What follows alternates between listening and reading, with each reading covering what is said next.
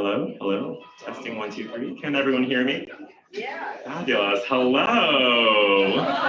Good afternoon, everyone. Thank you so much for being here. I hope all of you are enjoying your lunch. How's lunch so far?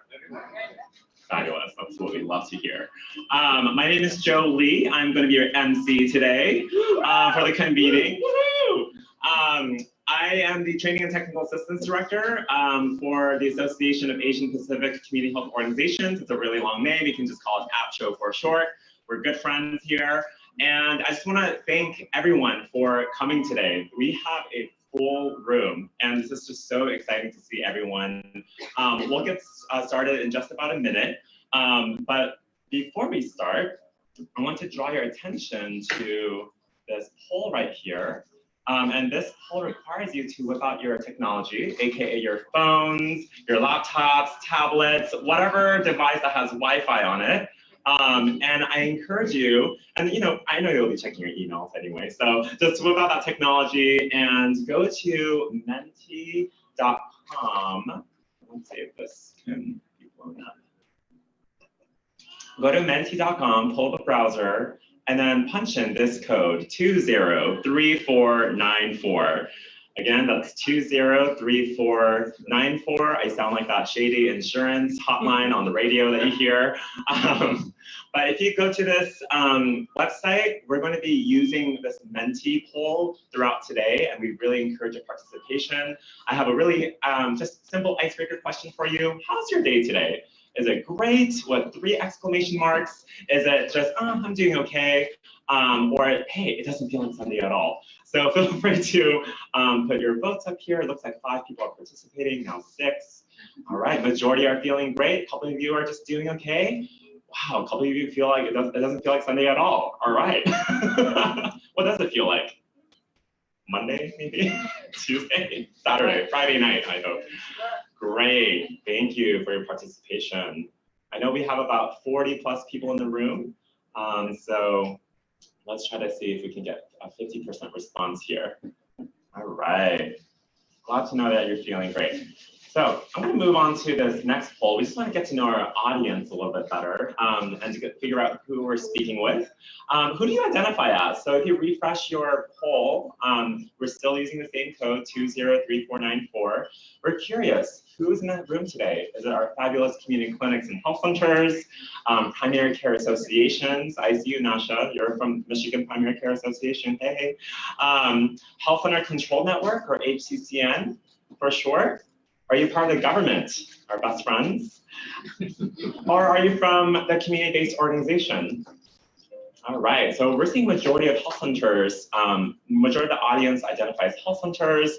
We have some PCAs, no government people. What? I thought there was gonna be a few government folks joining us, and some community-based organizations. Fabulous. All right, a lot of CBOs and health centers. This is great. And I just have one more question. Now you identified your organization type. Now I just want to figure out what type of role you play in your organization. Are you a clinician here like Dr. Lilo and Stitch? Are you an enabling services provider? Meaning, do you work in case management, outreach, transportation, interpretation, or oversee those programs? Are you an administrator? You can see a little fun GIF there with data analytics. Are you a board member or payer, or do you identify as other? So, all right, we're getting some votes in. Thanks, everyone. Everyone's so tech savvy here, great. Okay, looks like we have a lot of administrators in the room. That's why we're tech savvy. That's why you're tech savvy. That's great, love it, Sherry. Great. Okay. So I'm just gonna leave this poll up here, but we'll get started in exactly 30 seconds. I'm going to switch over to our main slide here, and thank you for your participation in the Menti. We'll talk again soon. Hi, Karen. Hey. Oh, sorry. I tend to give personal shout outs. So if you want to be called on, just raise your hand. I'll give you a shout out. All right. Well, I just want to kick off. Again, my name is Joe Lee. On behalf of APCHO, I just want to express how excited that our staff and I are feeling to be in this room right now, particularly because we're surrounded by a lot of community health leaders and innovators. So we at APCHO have an immense appreciation for our Asian American and Native Hawaiian and other Pacific Islanders serving community clinics and health centers. And we appreciate our health centers because they are truly leaders in primary care, behavioral health, oral health, and addressing critical social determinants of health through enabling services. And we are particularly proud of the high quality, culturally and linguistically appropriate healthcare services that are offered for our most vulnerable communities. The other day, I was catching up with a health center intern. Her name is Jacqueline Ha, and she's currently wrapping up her internship at Asian Health Services. Hey! Asian Health Services is based in Oakland, Chinatown of California. And Jacqueline was just telling me how amazed she was by Asian Health Services specialty mental health clinic, where she witnessed a Vietnamese-speaking patient experiencing a severe mental health illness that was quickly addressed by an orchestra of patient-centered clinicians and enabling services providers in coordination with a mobile crisis unit, paramedics, and law enforcement. And this patient was literally saved by the fact that Asian Health Services offered transportation services that was arranged for her by the clinic, as well as Vietnamese interpretation, because the patient was monolingual, that allowed everyone to cut through any language barriers during that moment of crisis. And today that patient is alive because of the services offered by Asian Health Services, and she did not become a terrible statistic. Just 2 days ago, APCHO did a site visit at Asian Human Services, another organization just based here in North Chicago. And our APCHO team, we met their community relations and facilities manager. His name is Khalid Sabzari. And he shared with us and gave us a tour of one of their patient-centered clinics where their primary care, dental, and WIC services are co-located all under one roof. And they offer interpretation for over 30 languages.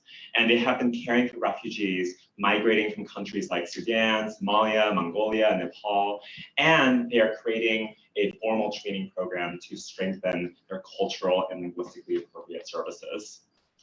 Just recently, APCHO recognized several community health center champions, and I think one of them is in this room. I'm going to give him a special shout out. Dave Baldno, are you here? He's not here yet. Okay. Well, Dave Baldno is one of our community health center champions recognized by APCHO. He's from Siouxland Community Health Center in Sioux City, Iowa. Is that how you pronounce it? Sioux City, thank you for the validation. Sioux City, Iowa, and he was so instrumental in shaping and piloting the protocol for responding to and assessing patient assets, risks, and experiences. Whew, that's a long name. It's PREPARE for short. It's our national effort to help health centers and other providers collect the data needed to better understand and act on the patient's social determinants of health. I also want to give a shout out to Leslie Cordova, who is also recognized as a community health center champion. She is currently the clinic site manager at Hope Clinic in Texas, Houston, Texas. And she shared with us through one of our many online learning collaboratives about her innovative staff retention and engagement strategies, where she holistically incorporated principles of community connectiveness to keep her staff and providers healthy and happy. And I think we can all agree here that we should keep our workforce healthy and happy, right? If our workforce is healthy and happy, then our patients are healthy and happy. There's a correlation with that. Without our workforce, we wouldn't be able to do the work that we do today for our patients. So I tell these stories because these superheroes and super sheroes, I like to call them, they just remind us how much our community clinics and health centers do for high-risk Asian American and Native Hawaiian and other Pacific Islander health centers or populations. So today, at this convening, I'm going to change my slide here.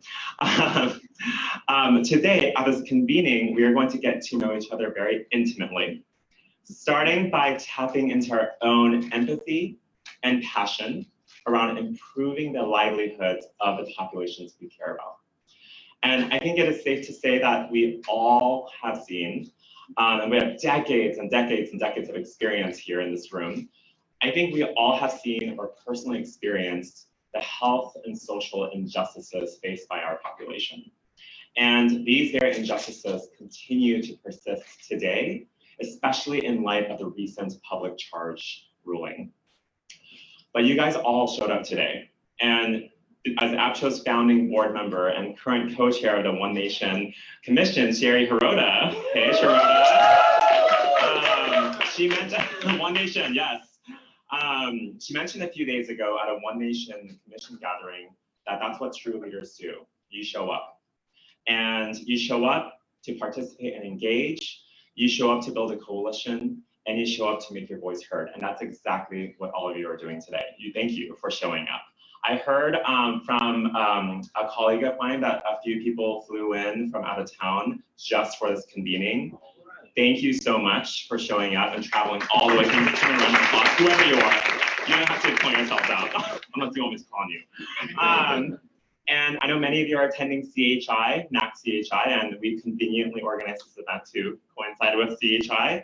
And we just want to acknowledge all of our wonderful members. If you're a member health center or member organization of APCHO, can you please raise your hands? Yes, round of applause for those. Great, great, great. So this convening was actually designed to fulfill all of these actions, right? Learning, taking action, building a coalition, making your voice heard. This is not your typical convening where you're gonna just hear people talk for 3 hours straight. You're gonna be engaging in some really fun activities. So we're gonna kick off with an opportunity to learn key insights about our high risk AA and NHPI populations from a special keynote speaker, Dr. Kimberly Chang. And then, I love you guys. And then we will hear from APCHO's experts on policy and advocacy, research, and community programs on how APCHO is addressing these high-risk populations today.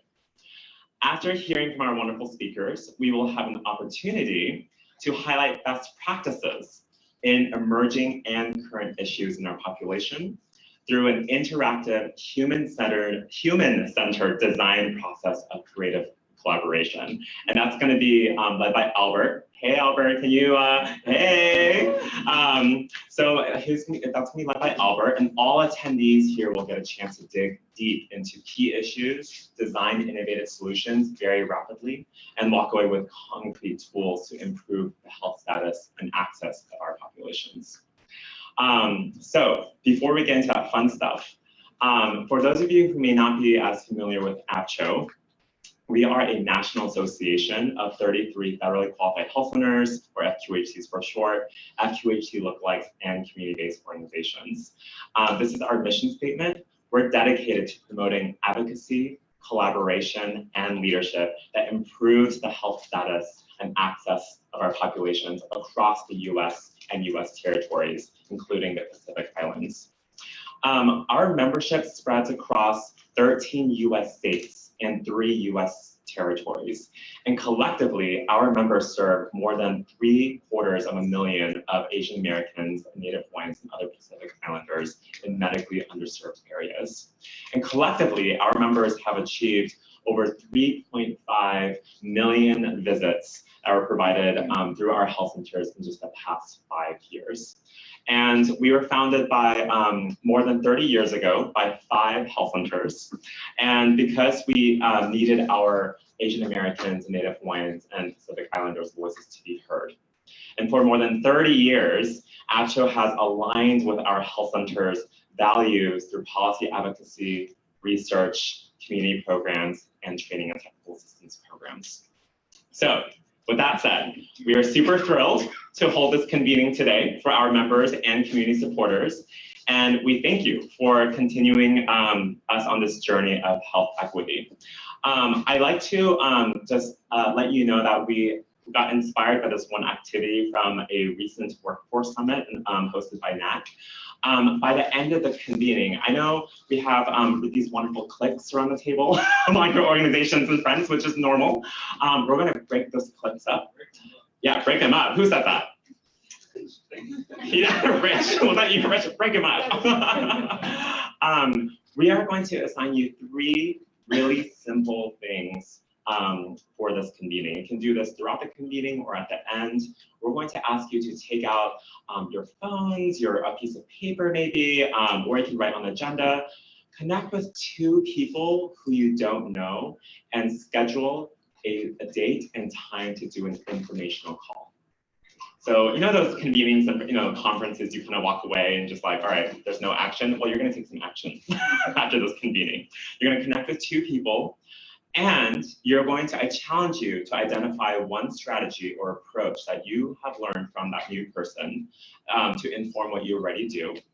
So that's some of the alignment.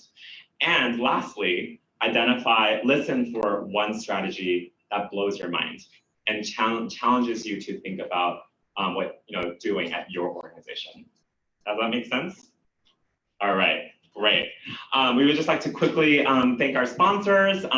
We have Access Biologicals LLC and others who made this convening possible. Thank you to our sponsors, and especially to our staff.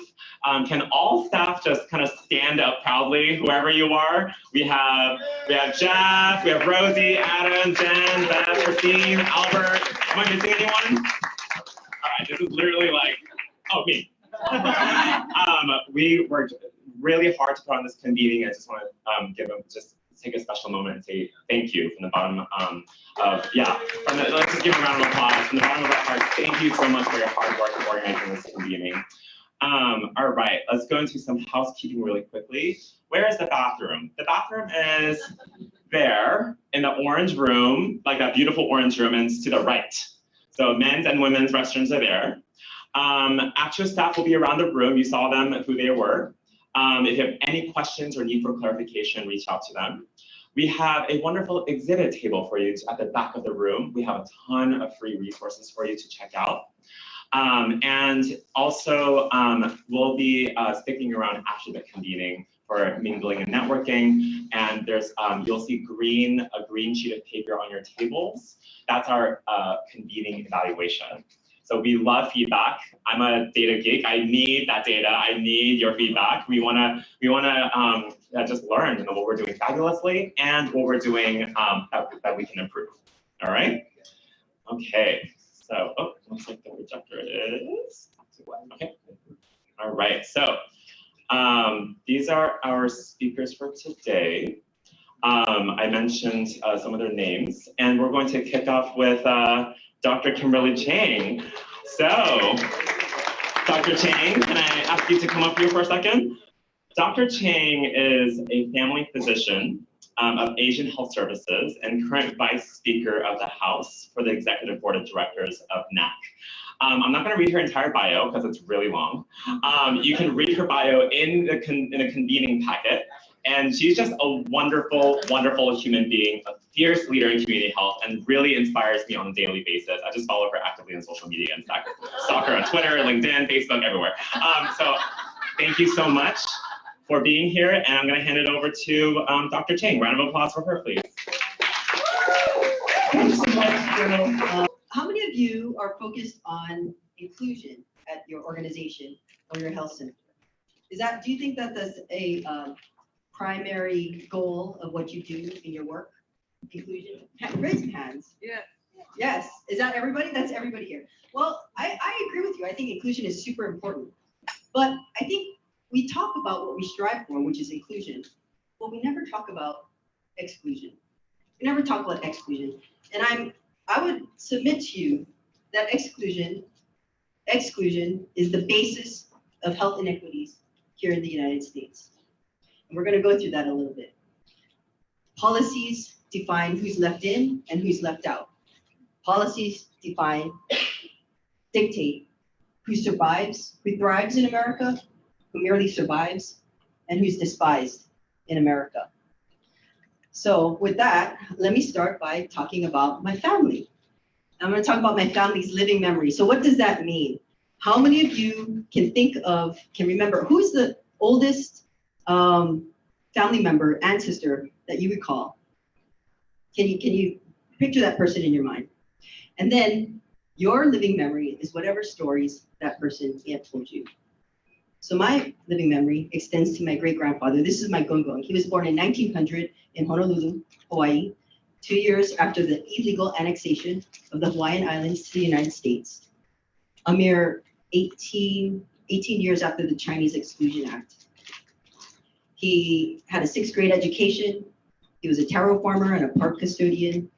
He spoke pretty much pidgin English and was more fluent in Cantonese and Hawaiian than he was in English. It was really hard of hearing when he would pick me up from school. So he helped raise me and my siblings. There's 4 of us. He died in 1997, which was my 2nd year of medical school. So I remember the stories that he would tell us in his broken English, in his pidgin English, in his mishmash of all different Asian languages.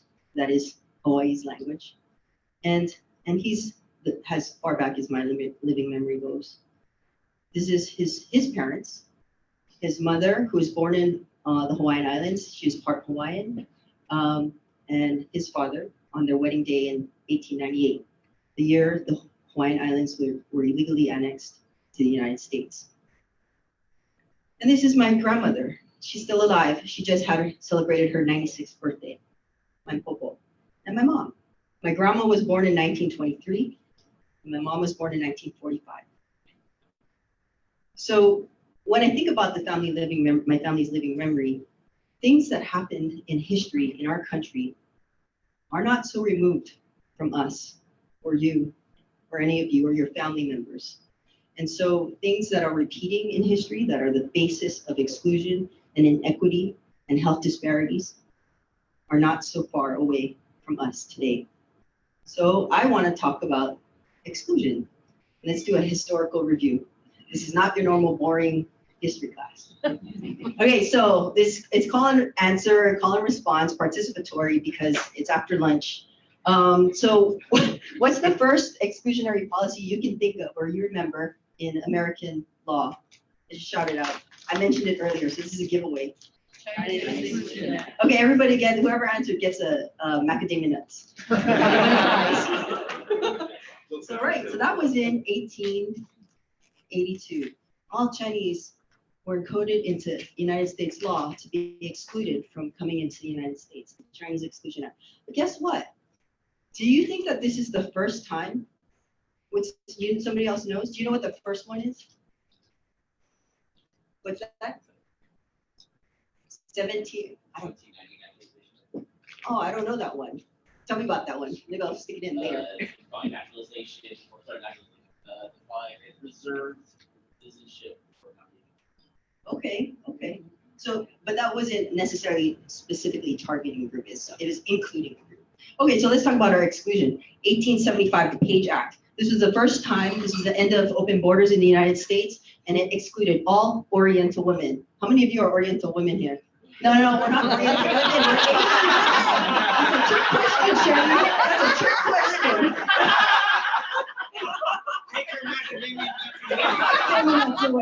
Okay, so it excluded all Oriental women from coming into the United States. Why? Because there were a lot of Asian laborers, Chinese laborers, and they didn't want women coming where the laborers could start having families. Does this sound familiar? Family separation, preventing families from developing.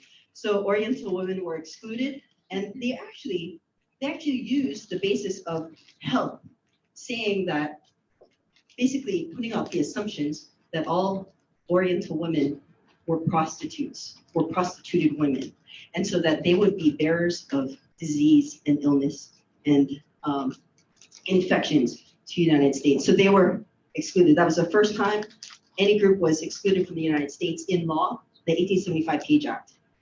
So between 1888 and 1892, the government started tracking Chinese people in the United States already here. This is the first time photo identification was used to track people. And you had to, if you're a Chinese person in the United States, you had to have this photo identification on you at all times, or you could be arrested and subjected to deportation. Does this sound familiar? So Chinese in the United States, restricted. This is an example of one of those certificates. It says up here, return certificate, lawfully domiciled Chinese laborer. This is my great grandmother on my father's side. This is 1934 though. That's not as old, but it's an example. 1907 to 1908, Japan was a very powerful country, and the United States didn't want to upset the Japanese government. And so they made a backroom deal where Japanese citizens could still come to the United States, but the Japanese government would regulate how many and who could come into the United States. So at this time, the Japanese were sort of okay for now. Okay, they're sort of okay. We'll get more into that. So what happened in 1917? Does anybody know? 1917, another immigration act was passed, the 1917 Immigration Act. And in this act, the government established what was called the Asiatic Barred Zone. They argued that this was based on geography and not race or ethnicity. Geography. So they made this whole entire zone. So the zone was everything in this purple area, the Asiatic Barred Zone. So what's left out of this Asiatic Barred Zone? Japan. Japan's left out. Japan's safe. What else? Where's this part here? Yeah, Japan and Korea are safe. This part here was this. The Philippines. Well, why was the Philippines sort of carved out? Because it was a U.S. territory. Great. So what's included? What's included for exclusion? Who's excluded? Which countries are excluded? You have the answers here, and you can get your macadamia nuts. What's included? What country? Bangladesh. Bangladesh is excluded, right? So all of South Asia, all of Southeast Asia, all these Pacific islands, right? The rest of China was already excluded, so they kind of hashed that out. So pretty much everybody, right? So that's huge. So the Asiatic Barred Zone. So India, Bangladesh, Burma, Pakistan, Southeast Asia, Pacific Islands, basically Asia, excluded. 1924 rolls around. And in 1924, there was two things happened. Anyone? No? You're looking at me like, hurry up. Okay, two things happened.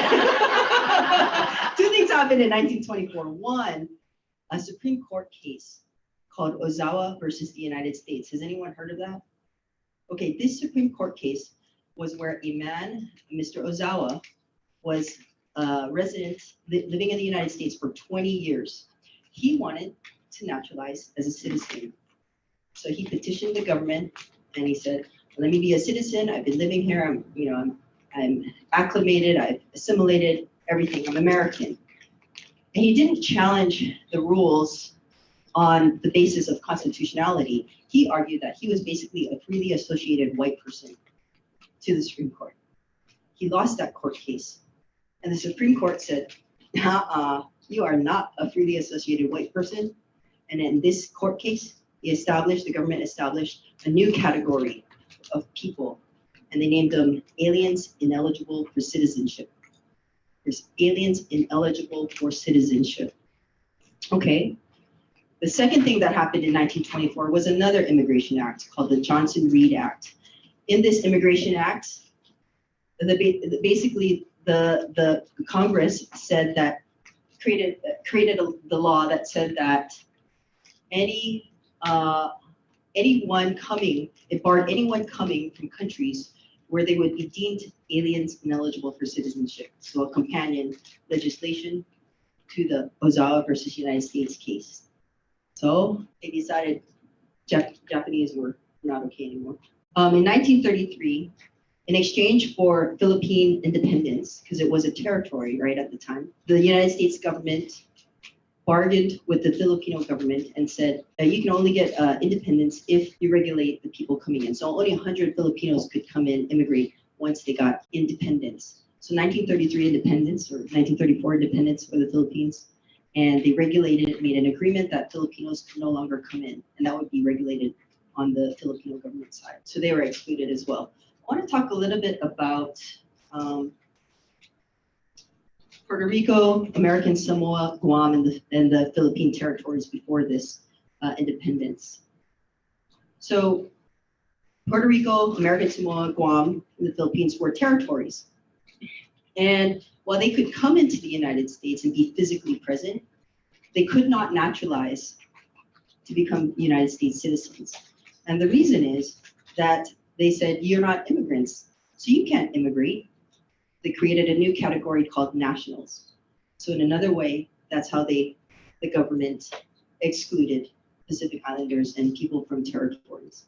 So what happened in I want to throw one into Yes, please. 1921 Native Hawaiian Health Commissions Act, Hawaiian Homes Commission Act. Okay, It actually, please. the federal government, Congress created the act and created a blood quantum exclusion. So they created two levels of Native Hawaiians, the little ends and the big ends. So you can only have access to land if you're over 50%. So that's in federal law. Wow, and that's still going on today. It's still going on today. So 1921. 1921, Native Hawaiian I'll put it in. Native Hawaiian Health Commission Act. Thank you very much. What was your name? Shared From Papa'ololo. Papa'ololo. Thank you so much. Okay, so what happened in 1941? Pearl Harbor happened, and in reaction to Pearl Harbor, Japanese American citizens, American citizens are now excluded, right? So here it is. This is from an exhibit in San Francisco at the Presidio. If you come and visit, you can go check that out until September. We had these things called, these items, hunting license for jack snakes, really pejorative, dehumanizing language and paraphernalia propaganda at this time. So these laws and these provisions don't exist today. So we could say, was it a progressive turn? We became better human beings in this country? Or was it that the United States needed allies in World War II? Well, the first one, Magnuson Act, 1943, that's when the Chinese Exclusion Act was repealed because the United States needed allies in World War II. Then in 1946-47, there's some restrictions. 1952 gets rid of the naturalization category. People could start naturalizing as citizens. And then finally, 1965, which we think is the basis for a lot of the demographic changes we had in the United States, where people could reunite with their family members. There were no more quotas. Quotas were set very low at 100 for all these countries. And that has really shifted the demographics in the United States. But it also, this one, also applied quotas for the first time to the Western Hemisphere. So now we see that being applied to our Central and South American brothers and sisters. So having said that, these policies don't exist anymore. Does that mean we're done? We fixed the legislation, we fixed the policies, everything's good, people are included, no more exclusion, no more health disparities, no more inequity? No. Why? Culture had already changed. There was a cultural transformation. This was an example of some of the propaganda. Chinese Exclusion Act, meat versus rice, American manhood versus Asiatic coolieism, really the masculization of Asian cultures. This was from the American Federation of Labor in 1902, which really helped Congress to solidify that into law and add for washing liquid, kicking out the Chinese laundry laborers. Don't use this if you want to be dirty, very violent imagery. And the only one barred out, we'll let everybody in, but no admittance to Chinamen. And this set the stage for a lot of communities of Chinatowns all over the country, right? So we had Chinatowns popping up, we had Manila towns, Korea towns, Filipino neighborhoods, where people felt like they could build community. And so what's the response? What's the response when people are marginalized, excluded, and vulnerable? What would you do if you were in that position? Well, you do what my mentor does. You organize, right? And so, thanks.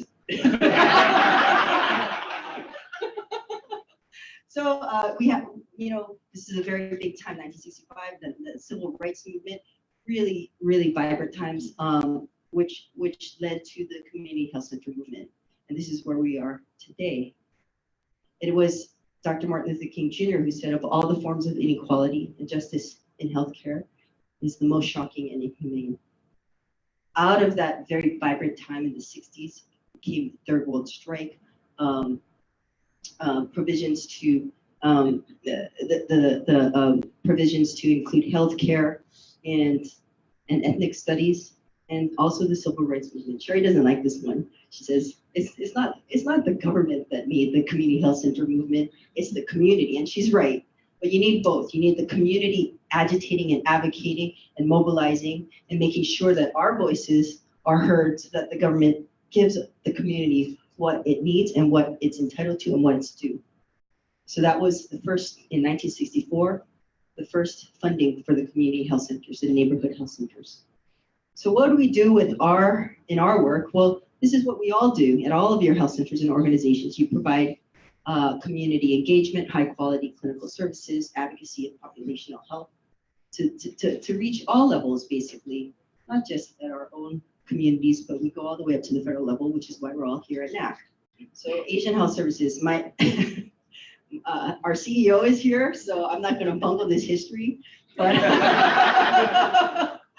but we started in 1974 as a volunteer clinic, had a lot of rapid growth. We really put together those important community engagement together. And we have our mission, which is like many of yours, to serve and advocate for the medically underserved, including the immigrant and refugee Asian community. So organizing was important because Asian Health Services started out of that organizing.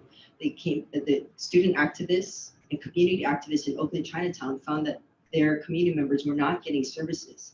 And so they agitated, they activated themselves, and they mobilized to get Asian Health Services started out of the community from the ground up.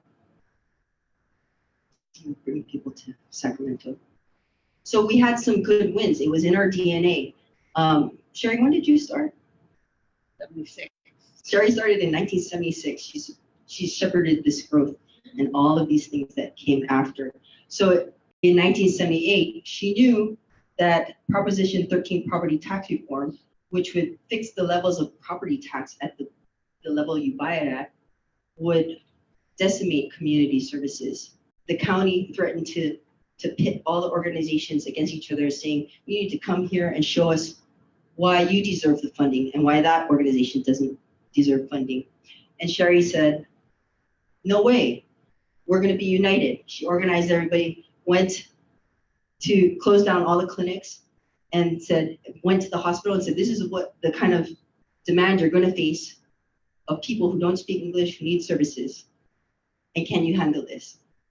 And she talked at the county meetings, the city meetings. She organized everybody. She pounded her fist. There's a video of it.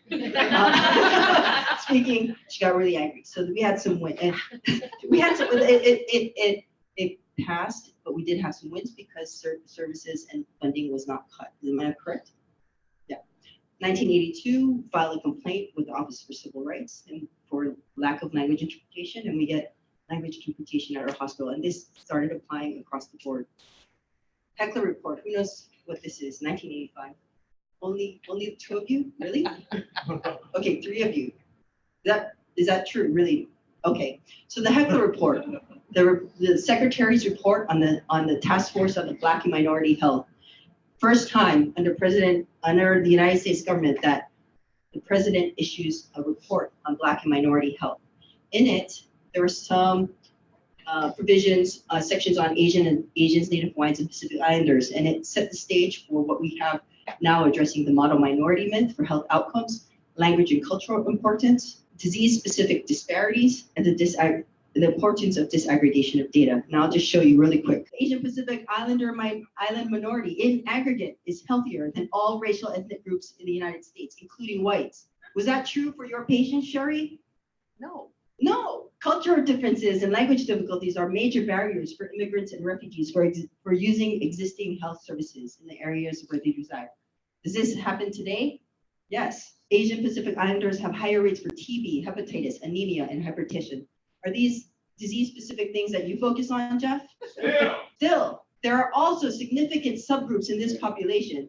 Example, Southeast Asian, other recent immigrants and refugees, and Native Hawaiians and Pacific Islanders who have specific health problems that are not reflected in national data. Agree? Yeah. All right, great. Okay, so the response was awesome. 1986, Sherry got together with a whole bunch of other people and started a national policy organization to address this on a national level, these concerns in the report. And then in 1987, Yay, APCHO. What were the 5 health centers that were founding members?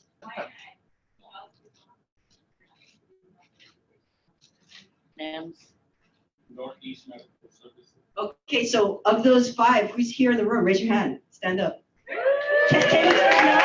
Can you stand up? And can we thank you? Can we thank you for all of your work? We're excited. And this is really important because at the National Association of Community Health Centers, I think these leaders would come and they wouldn't have a voice because they're advocating all on their own individual level. Once they got together, well, look what we have now. Who's on the board of NAC here? Stand up. Where do you go? One. Stand up.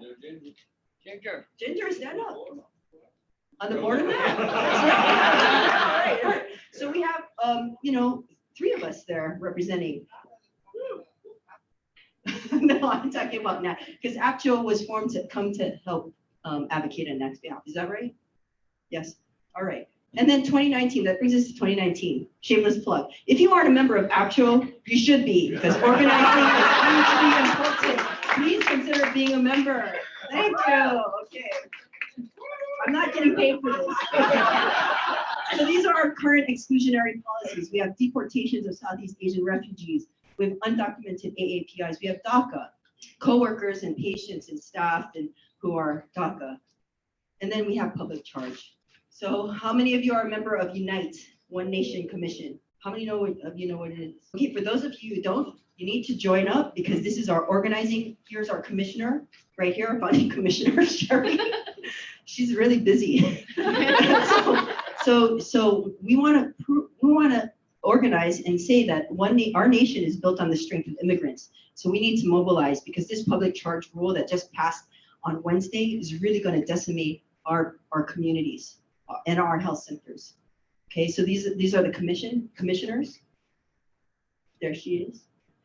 The nation took DC and got a number of Congress people to testify or do a media press release. They also went to Hollywood, but I took that video out. Oh, should I have left it? So this is what you can do to take action. Join the One Nation movement, sign up at One Nation AAPI, wear the t-shirt that we can send to you. And we want you to understand public charge. So today at 3 in the opening plenary session, we're going to talk a little bit about it. And then tomorrow in Roosevelt 2 from 8 to 10, there will be a open hours with experts such as Adam and Poch and people from NAC to give you more specifics and to help you get the information so you can give it to your community members and staff and your community because people are very afraid. They're very afraid that they're going to be labeled a public charge and be prevented from becoming citizens here. And they're also dropping out of care. So we speak out and we fight back. So just the importance, movement building, organizing, we're all here together. We're all in this fight together because we want inclusion. So let's focus on that. We want to take the exclusion and inequity and we want to change it to make it inclusion and equity. And that's my mom and grandma, and they're part of this movement too. So thank you very much. Welcome. Very good session. Give another round of applause for Dr. Kimberly Chang. Thank you so much. Is this on? Is it off? It's on? Okay, I can't hear myself. I'm deaf from 1 year. Thank you so much. That was so inspiring. That was really inspiring. I'm just curious to ask the audience, how many of you have received full AA NHPI history education in your K through 12 years? How many of you have received this history lesson that she just gave? Brief history lesson, really fascinating history lesson. Raise of hands, I'm just curious. No one. I didn't get this until when I had to give a talk.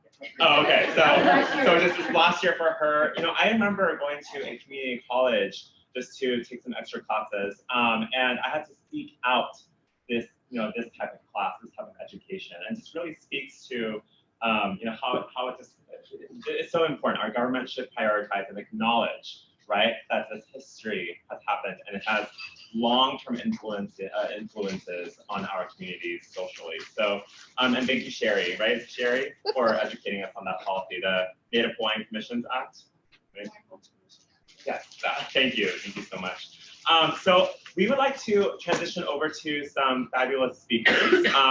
three staff members of APCHO who are experts on policy and advocacy, research, and community programs. And they're going to be talking 5 minutes each. It's going to be really quick. It's kind of like speed dating. You're going to get to know them really quick and hear their really high-level thoughts in terms of, what makes our populations high risk, and how are we improving this at APCHO and as a collective with our member organizations. So to kick off, I'm going to introduce you to Adam Carbolito, our Director of Policy and Advocacy, who will give a little here.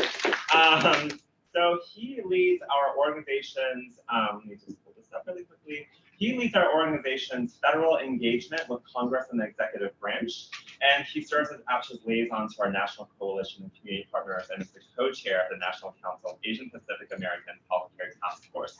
So I'm going to switch over to Adam. Here you go. All right, thank you, Joanne. Thank you, Jen, for that extraordinary history that you gave us regarding exclusion of AA and NHPI populations in the United States. And here at APCHO, we understand the need to make sure that our voices are heard at the highest levels of government, and that's something that I focus in my role as APCHO's Director of Policy and Advocacy. I joined APCHO in December of last year after spending nearly a decade on Capitol Hill as a congressional staffer. And I really do, it was important to me to join APCHO after I left the Hill, because I did see the disparities that our community faces on a national level. While we have made significant improvements, there's still a lot of work to be done, and that's something that APCHO is absolutely committed to. Kim talked about public charge, and when we think about this and what it means for our communities, it is going to be one of the most dramatic changes to our legal immigration system that will change the face of diversity in our country. And it's something that APCHO understands well, because we've worked on the front lines for almost 35 years. And in 2019, it is the policy that we are strongly fighting against, because we do know that it will exclude more and more immigrants in our country. It will prevent our families from remaining together. It has the ability to separate families, and it has the ability to deny the care that our community needs dramatically. But looking forward, APCHO has a very long-term goal. We want to be focused on all policy areas that'll have dramatic impacts to our community. And right here, you see APCHO's political long game, because we know that the fight for better inclusion is not just something that's won in a single year or in a single Congress or just one policy, but it is a very long-term goal that we are engaged in. And here, public charge, it's something that we are going to fight against now and in the years next year to come. But it is one part of the equation that we are seeing on more challenges affecting our community. We know that we need to be engaged in issues like the census. And if you are not engaged in your communities to make sure that individuals are going to be responding to the census, please do get more involved, because that's going to have a dramatic impact for the next 10 years of our country. The census provides methodology on how nearly $800 billion in federal funds are distributed to the states. And if we are not counted, that money is not going to be going to our communities that need it most. And it's also going to change the face of how Congress is made up. The census is used for the distribution of representatives and the allocation of representatives in the House of Representatives. And if we are not counted, we're not going to be able to have our voices heard. One of the things that I saw when I was on the Hill is that better policies are made when people who look like us and are of our culture are represented and are at the table. It's something that we strongly strive for, increasing the number of AA and NHPI members of Congress, so that the policies that they're advocating for are made by individuals from us. And going down the line, we see in 2021 we're going to have action on healthcare reform, hopefully with a friendlier political environment. We're focused on midterms in 2022, making sure that the compacts of free association with the Republic of Palau, the Federated States of Micronesia, and the Republic of the Marshall Islands is renewed. so that our brothers and sisters who do live in those islands that we have a strong political relationship with because of our long history stemming back to World War II, remains intact, and that we do provide our brothers and sisters in those Pacific islands with the resources and support that they need to make sure that their islands and their peoples are able to survive and care for their families within their own nations. We want to make sure to see a friendlier Senate, and hopefully in 2025, we can strive for our long-term goals of comprehensive immigration reform and broader healthcare reform. I think when we're looking towards the long-term goal and political makeup in Washington, it's very hard to get policies passed right now because of the vitriol and the just the lack of cooperation that we're seeing. And for our political long game, we want to educate members of Congress, senators, and the White House about the importance of having strong policies that benefit AA and NHPI communities, so that we can see better policies moving forward. I know that, I can't get into a lot of the nitty-gritty of policies that we're getting within the 5 minutes that I'm allotted. I see my 1 minute mark is up. But if there are specific pieces of legislation or there are specific policies that you would like us to focus on or just ask questions about, I'll be around for the rest of the day. But we are committed for changing that history that we've had for over 100 years that has been exclusionary towards our communities, and making sure that as we move forward, we are more inclusive, that this country is more diverse, and that our communities and the issues that are important to our communities are represented and are incorporated into every aspect of government at the federal level, and making our voices truly heard. And so, to the extent that we can rally and come together in fighting for these issues, please, it's not only one person or one organization that needs to do this. It takes our collective voice, and advocacy and making your voices heard to your elected officials does matter. And it is so important to make sure that we are a more inclusive country. Thank you. Thank you, Adam. Thank you so much. Thank you so much for highlighting those key priorities in the world of policy and advocacy. I really like that quote that you gave. Better policies are made when people who look like us are at the table. I shortened it a little bit, but thank you. I couldn't agree with that more. I just want to give a little embarrassing shout out to one person who walked in because he deserves to be recognized. Dave Baldo over here, our community health center champion, recognized by APCHO. We talked about you a little bit earlier. How you've been so no worries. You've been so instrumental in bringing Prepare, the SDOH screening tool for our patients across the country. So thank you so much, and we just want to congratulate you for being a community health care champion. All right, so next up we have our fabulous Director of Research, Rosie Ching. Rosie oversees APCHO's research programs and conducts research that aims to increase access to quality healthcare services that are culturally and linguistically appropriate for our population.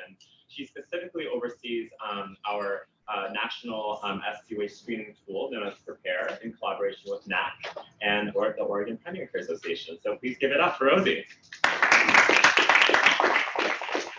Thank you so much, Joe, and thank you on behalf of APCHO once again for coming to our convening. It's really an honor to be in a room full of community health leaders such as you. So Joe was asking us, what makes Asian Americans and Native Hawaiian Pacific Islander populations high risk? And what I wanted to talk about was, the outlook for federal funding for Asian Americans, Native Hawaiians, Pacific Islanders is quite harsh. Over 15 years ago, back in 2003, there was a seminal article published by Chandak Ghosh that showed that despite the fact that Asian Americans, Native Hawaiians, and Pacific Islanders were the fastest growing minority group, only 0.2% of federal health-related grants and only 0.01% of Medline articles referenced this group. And then a recent study published this year continued to show this dearth of funding for Asian American, Native Hawaiian, and Pacific Islander research. And the bottom line in that article was that still only 0.17%, 0.17%, less than 0.02% of NIH funding for 529 projects in the last 20 years was given to support Asian American and Native Hawaiian Pacific Islander health research. And the authors recommended that, and we all know there needs to be a better way to more equitably portion out this funding for our populations. Perhaps based on the proportion of the U.S. population affected. For example, we know our populations make up about 6% of the U.S. population, so we should be able to get 6% of the funding, not 0.02%. Plus, we've been growing 43% since 2000, so we should be seeing increases in funding for our populations. And did you also know that the NIH rule documentation excludes Asian Americans in the definition of underrepresented in research? So these are this lack of funding, these definitions and rulings for our populations, coupled with what Adam just talked about, with our current administration and public charge issues, is just what makes this a huge problem and makes our Asian American Native Hawaiians really high risk, in my opinion. Another thing is, how would funding agencies determine need? They would need evidence, right? Data. So as we all know, and a lot of it has been, we've been talking about, in God we trust, others must bring data. And, even in our meeting with Jim McRae yesterday, he clearly stated that this is, some of the evidence, the data is what we need to fight our public charge. And, the fact that many federal agencies and others are still aggregating Asian American, Native Hawaiian, Pacific Islander data, as Kim had talked about as well, is another huge problem. If we continue to do so, we'll no longer be able to support needs for our neediest populations. For example, in some of our reports, in our Native Hawaiian Pacific Islander UDS report, we found, when we disaggregate our Native Hawaiians, we see a much higher need for diabetes and hypertension outcomes, for example, and you can find the fact sheet up there in our display table. Just another example, if we look at liver cancer rates in aggregate, the data shows that Asian American, Native Hawaiian, Pacific Islanders have double the incidence compared to non-Hispanic whites. However, when we separate or disaggregate the data by subgroups, we find that Laotians, my community group, have 7 to 9 times higher incidence rate compared to non-Hispanic whites. And that's a huge, huge difference that we find when we disaggregate data. And as an immigrant from Laos, as I mentioned, from Southeast Asia, myself, and as our fellow community advocates all know, it's so critically important to collect this data, not just to disaggregate it, but collect this data uniformly so that our more than 50 heterogeneous Asian American, Native Hawaiian, Pacific Islander populations are not collectively mislabeled as a model minority, again, as Kim so well gave us this lesson.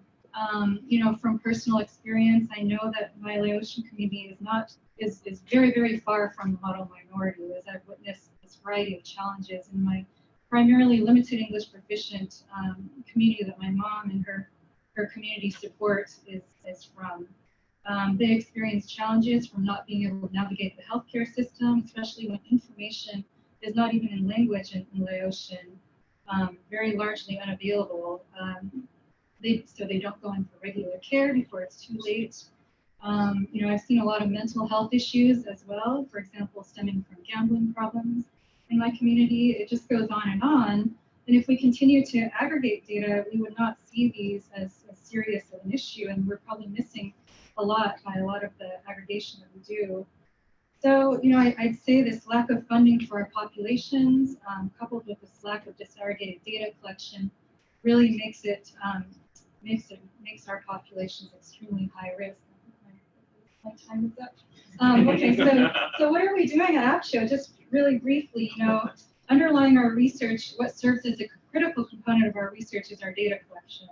And at the heart of our APSHO is our member clinics' efforts here to to collect this data. So we heard from Adam about the census. You know, we've been doing a lot of social determinants of health data collection, standardizing that data, and as well as our enabling services efforts. So, you know, we're coupling the social determinants of health data with enabling services so that we can better understand the critical impact of these essential services that are so unique to health centers, and that we really need to lift up and demonstrate the value. And you know, the critical data in our warehouse really helps our health centers to better understand this and demonstrate these needs from our population so that we can fight in these issues of public charge and be able to get the resources that we need for achieving health equity, and so that our health center communities can provide the valuable cultural and linguistic care, you know, in the more than 30 languages that they collectively serve. So I really encourage all of us to capture this and push for this data disaggregation so we're not excluded, as Kim was so rightfully saying, and that's so that we can be really proactive in our continued journey to improve health equity for patient populations. Thank you very much. Thank you so much, Rosie, for outlining these priorities. You know, we've heard from a few health centers on their efforts of disaggregating AA and HPI data, and we really encourage you to come forward and work with us on that. That's something that we're highly interested in prioritizing. And it's really angering just to hear about the funding levels that, you know, our government is providing us to support AA and HPI health research. And so thank you for highlighting that, Rosie. So next up, our last speaker for today is my wonderful colleague, well, my boss, really. My boss slash mentor slash just a fabulous person, Jen Lee. She's our Director of Community Services and Partnerships. She provides strategic leadership on APCHO's direct service programs, trainings, and partnerships. And among her great portfolio of work, she specifically oversees our Pacific Islander Diabetes Prevention Program, or PIDPP for short, which is nationally recognized as leading DPP in the nation and overseas. So I'm gonna hand it over to Jen Lee.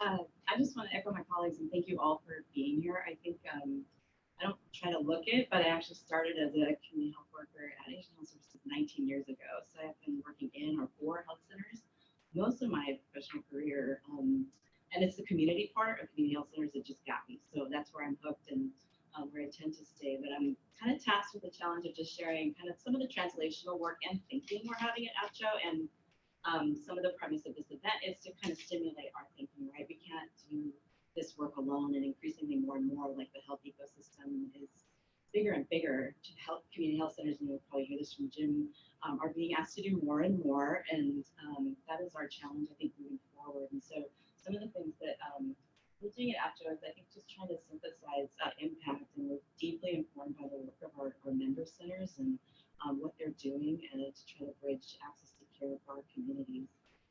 These are kind of three big buckets, but not mutually exclusive, that we're focusing on. And we have a lot of programs and services that I think if you can stay after and learn about all of those, I can list them all in just a few minutes. But some of our aims are really just increasing access to care, and looking within that. Is there the right healthcare workforce in place for AA and NHPI serving health centers? We know that's a huge charge for many of you that you focus a lot of time and effort on. And how do we sustain that workforce? I think are new challenges and questions we need to ask ourselves and dig deeper and looking into the workforce pool. AA and NHPI data, you heard from Rosie, and I think some of the things we try to do is look within. There's about 1.2 million Asian Americans, Native Hawaiians, and Pacific Islanders that access the health center program, right? We need to know more. We need to know patient level data. We have the big picture with UDS, but there's so much more there for us to get down into the issues, as Rosie said. So those are some of the things that APCHO does, is to try to get that information synthesized and out to everyone so they can use it for advocacy and education in their local and state regions. We try to leverage a lot of our technical assistance and work regionally. We're trying to do that more with state and regional partnerships. Just in the current environment, it's very important that we align our work and leverage resources that are happening for our members and organizations locally. Leveraging national resources. So we are a national cooperative agreement holder with HRSA, which allows us access to a lot of wonderful colleagues who have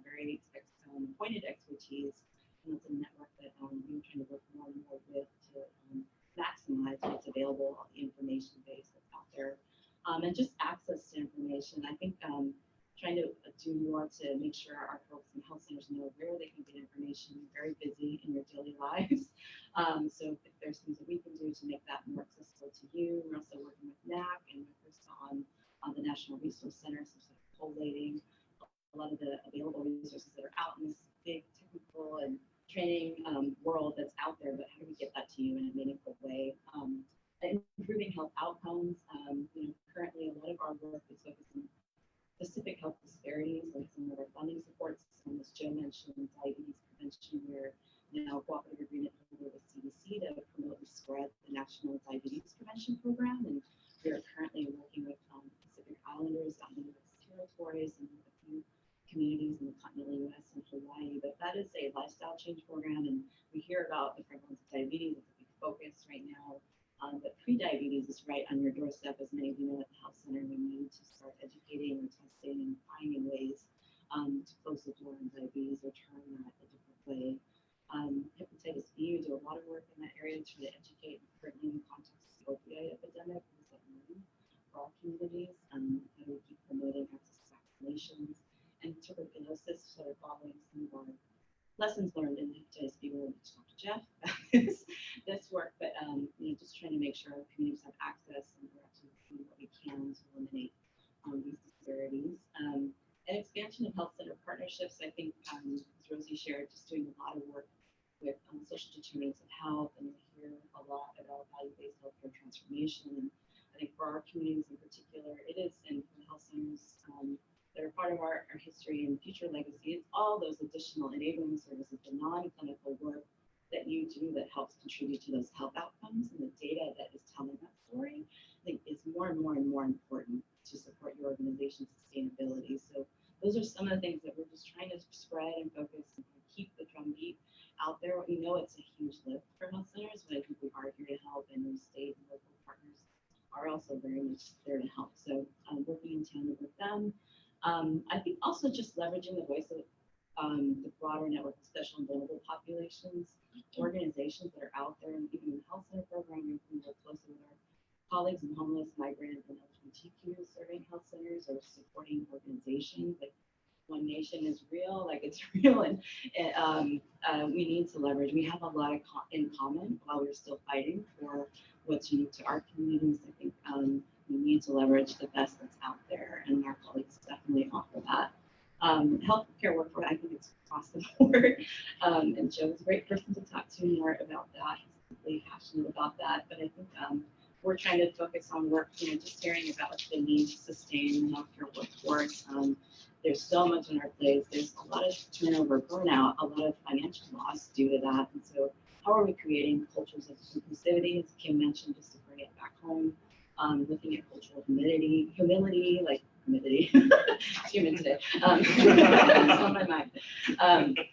But I think, I grew up in Asian health services, and I think you have to look at all parts of your organization, and even some of us who are pioneers in this work, there's always work internally to make us stronger, to sustain us moving forward, right? And I think there are many of us sort of coming up as the new or next generation that want to sustain health centers, and we need big lessons from you all and kind of learn what folks are doing to make sure that these organizations stay strong for the work ahead. So I'm gonna stop there and hand it back to Joe, because now we get to the exciting fun stuff. But hopefully this will perk up some trigger words for some of you, but of what we can do next. Thank you so much. List of stuff that we do and stuff we need to address. To continue my habit of embarrassing people, I'm going to shout out one particular person, Suma from HRSA, Bureau of Primary Healthcare. She walked in. Hello. Thank you so much for being here. We're really excited to have you here today. So we have a really exciting activity for you all